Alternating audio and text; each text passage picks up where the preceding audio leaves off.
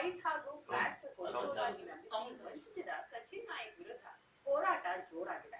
ಮೋಸ ಹೋದ ನೂರಾರು ಗ್ರಾಹಕರು ಒಂದೆಡೆ ಸೇರಿ ಹಣ ಹಿಂಪಡೆಯುವ ನಿಟ್ಟಿನಲ್ಲಿ ತಮ್ಮ ಹೋರಾಟದ ರೂಪುರೇಷೆಗಳ ಬಗ್ಗೆ ಚರ್ಚೆ ಮಾಡಿದ್ರು. ಸಭೆಯಲ್ಲಿ ಹಾಜರಿದ್ದ ಸ್ವಾತಂತ್ರ್ಯ ಹೋರಾಟಗಾರ ಎಚ್.ಎಸ್. ದೊರೆಸ್ವಾಮಿ ನೊಂದ ಗ್ರಾಹಕರು ಒಟ್ಟಾಗಿ ಹೋರಾಡುವಂತೆ ಕರೆ ನೀಡಿದ್ದಾರೆ.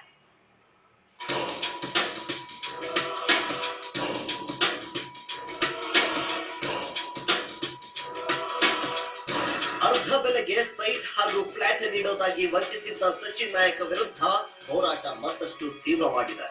ಇಂದು ರಾಜಾಜಿನಗರದ ಚೆನ್ನಕೇಶವ ಕಲ್ಯಾಣ ಮಂಟಪದಲ್ಲಿ ಸಭೆ ಸೇರಿದ್ದ ನೂರಾರು ಗ್ರಾಹಕರು ಮುಂದಿನ ಹೋರಾಟದ ರೂಪುರೇಷೆ ಕುರಿತು ಚರ್ಚಿಸಿದರು.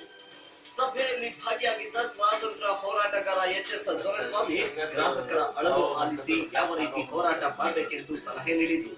ಇಡೀ ವ್ಯವಸ್ಥೆ ಹದಗೆಟ್ಟಿದ್ದು ಎಲ್ಲರೂ ಒಗ್ಗಟ್ಟಿನಿಂದ ಹೋರಾಡಿದ್ರೆ ಮಾತ್ರ ನ್ಯಾಯ ದಕ್ಕಲಿದೆ ಅಂತ ಕಿವಿಮಾತು ಹೇಳಿದ್ರು. ಎಲ್ಲ ಇಂಥ ಹೋರಾಟ ಏನು ಬೆಂಗಳೂರು ನಡೀತಿದೆ ಇದೆಲ್ಲಕ್ಕೂ ಕೂಡ ತಡೆಗಟ್ಟತಕ್ಕಂತ ಒಂದು ಹೋರಾಟ ನಡೆಯಬೇಕಾಗಿದೆ.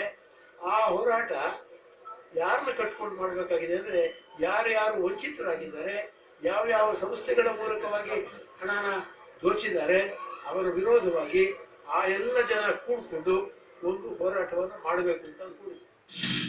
ಸಚಿನ್ ನಾಯಕ್ ಮೋಸದ ಬಗ್ಗೆ ಸಿಎಂ ಸಿದ್ದರಾಮಯ್ಯ, ಗೃಹ ಸಚಿವರು, ಹಿರಿಯ ಪೊಲೀಸ್ ಅಧಿಕಾರಿಗಳ ಗಮನಕ್ಕೆ ತಂದ್ರು ಯಾವುದೇ ಪ್ರಯೋಜನವಾಗಿಲ್ಲ. ಇದರಿಂದ ಮತ್ತಷ್ಟು ಸಿಡಿದೆದ್ದಿರುವ ಮೋಸ ಹೋದವರು ಸಚಿನ್ ನಾಯಕ್ ವಿರುದ್ಧ ಕ್ರಮ ಕೈಗೊಳ್ಳಲು 15 ದಿನ ಗಡುವು ನೀಡಿದ್ದಾರೆ. ಇಷ್ಟರೊಳಗೆ ಸರ್ಕಾರ ಆತನನ್ನ ಬಂಧಿಸದಿದ್ರೆ ಉಗ್ರ ಹೋರಾಟ ಮಾಡೋದಾಗಿ ಎಚ್ಚರಿಸಿದ್ದಾರೆ. ಸಚಿನ್ ನಾಯಕನ್ನ ಮತ್ತು ಅವರು ಏನು ಗ್ರೂಪ್ಸ್ ಏನಿದ್ದಾರೆ ಖಂಡಿತವಾಗ್ಲೂ ಅವರು ಅರೆಸ್ಟ್ ಆಗ್ತಾರೆ.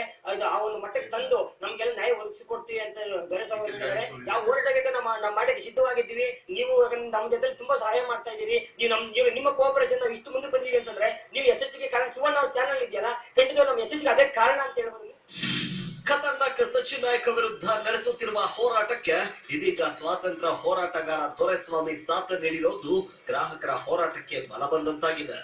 ಇನ್ನು ಸಚಿನ್ ನಾಯಕ್ ಕರ್ಮಕಾಂಡವನ್ನ ಬಿಚ್ಚಿಡುತ್ತಿರುವ ಸುವರ್ಣ ನ್ಯೂಸ್ ಕಾರ್ಯಕ್ಕೂ ಮೆಚ್ಚುಗೆ ವ್ಯಕ್ತಪಡಿಸ್ತಾ ಇದ್ದಾರೆ. ಬೆಂಗಳೂರಿನಿಂದ ಕ್ಯಾಮರಾಮನ್ ನವೀನ್ ಜೊತೆ ರಮೇಶ್ ಕೆಚ್, ಕ್ರೈಮ್ ಬ್ಯೂರೋ, ಸುವರ್ಣ ನ್ಯೂಸ್. ಟ್ರಾಫಿಕ್ ಜಾಮ್ನಿಂದ ಗಿಜುಗುಡ್ತಾ ಇದ್ದ